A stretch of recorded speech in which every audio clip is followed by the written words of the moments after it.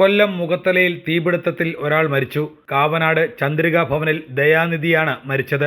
രാവിലെ ഇയാൾ മുഖത്തലയിലുള്ള സ്വന്തം വസ്തുവിൽ ജോലി ചെയ്യുകയും പുല്ലിന് തീയിടുകയുമായിരുന്നു. ഇതിനിടെ അടുത്ത പറമ്പിലേക്ക് തീ ആളിപ്പടർന്നു. തീ ആളിപ്പടരുന്നത് കണ്ട് സമീപവാസിയായ യുവതി വന്നു നോക്കിയപ്പോഴേക്കും ഒരാൾ തീ പടരുന്നതിനിടയിൽ കിടക്കുന്നത് കണ്ടു.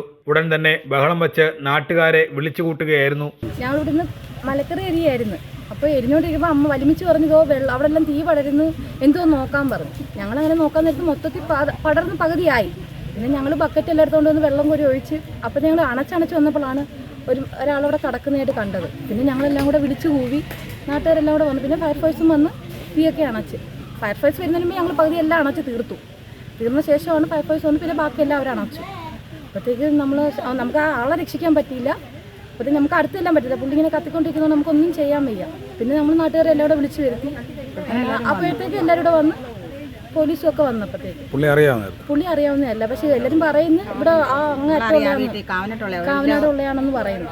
എനിക്ക് ആളെ ആരോടൊന്നും അറിയാം. ഓടിക്കൂടിയ നാട്ടുകാർ തീ അണയ്ക്കാനുള്ള ശ്രമം നടത്തുന്നതിനിടെ ഫയർഫോഴ്സും സ്ഥലത്തെത്തി. പൂർണ്ണമായും തീ അണച്ചപ്പോഴേക്കും ദയാനിധി സ്ഥലത്ത് പൊള്ളലേറ്റു മരണപ്പെട്ട് കിടക്കുകയായിരുന്നു. തീ അണയ്ക്കുവാനുള്ള ശ്രമത്തിനിടെ തീയിലേക്ക് വീണതാകാം മരണകാരണമെന്നാണ് പ്രാഥമിക നിഗമനം. മാത്രമല്ല ദയാനിധി ഒരു ഹൃദ്രോഗി കൂടിയായിരുന്നു. സംഭവം അറിഞ്ഞ് സ്ഥലം MLA PC വിഷ്ണുദാസ് സ്ഥലത്തെത്തി. അദ്ദേഹത്തിൻ്റെ ഉടമസ്ഥതയിലുള്ള പുരയിടമാണിത്. ഇത് വൃത്തിയാക്കുന്നതിൻ്റെ ആവശ്യമായിട്ടാണ് അദ്ദേഹം ഇവിടെ വന്നതെന്നാണ് മനസ്സിലാക്കുന്നത്. അപ്പോൾ ചപ്പ് ഒക്കെ കൂട്ടിയിട്ട് കത്തിക്കുകയായിരുന്നു. പക്ഷെ കത്തിച്ചപ്പോഴേക്കും അത് ആളിപ്പടർന്നു അടുത്ത വസ്തുവിലേക്കും ഒക്കെ വ്യാപിക്കുന്ന സ്ഥിതി ഉണ്ടായപ്പോൾ അദ്ദേഹം തന്നെ ഫയർഫോഴ്സിനെ വിളിച്ചു, ഒരു തീ കത്തിയെന്ന് പറഞ്ഞിട്ട്. പക്ഷെ അതിനിടയിൽ എങ്ങനെയോ അദ്ദേഹം കുഴഞ്ഞ് വീഴുന്ന അവസ്ഥ ഉണ്ടായിട്ടുണ്ട്. ഇങ്ങനെയാണെന്നുള്ളത് പോലീസ് പരിശോധിച്ച് വരേണ്ടതാണ്. ഇനി പോസ്റ്റ്മോർട്ടത്തിൽ മരണകാരണവും അറിയാൻ പറ്റും. ഇദ്ദേഹം ഹൃദ്രോഗിയാണ് എന്ന് അദ്ദേഹത്തിൻ്റെ ബന്ധുക്കൾ ഇപ്പോൾ എത്തിയവർ പറയുകയുണ്ടായി. പുക ശ്വസിച്ചിട്ട് കുഴഞ്ഞു വീണതാണോ, അല്ലെങ്കിൽ മുകളിലേക്ക് കയറാൻ ശ്രമിക്കുന്നതിനിടയിൽ വീണതാണോ, അതിനിടയിൽ അദ്ദേഹത്തിൻ്റെ ശരീരത്തിലും തീ പിടിച്ചു മരണപ്പെട്ടു.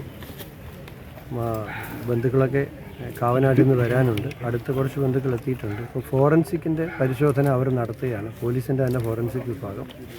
പോസ്റ്റ്മോർട്ടം റിപ്പോർട്ടും കൂടെ വരുമ്പോൾ ശരിയായ മരണകാരണം അറിയാൻ പറ്റും.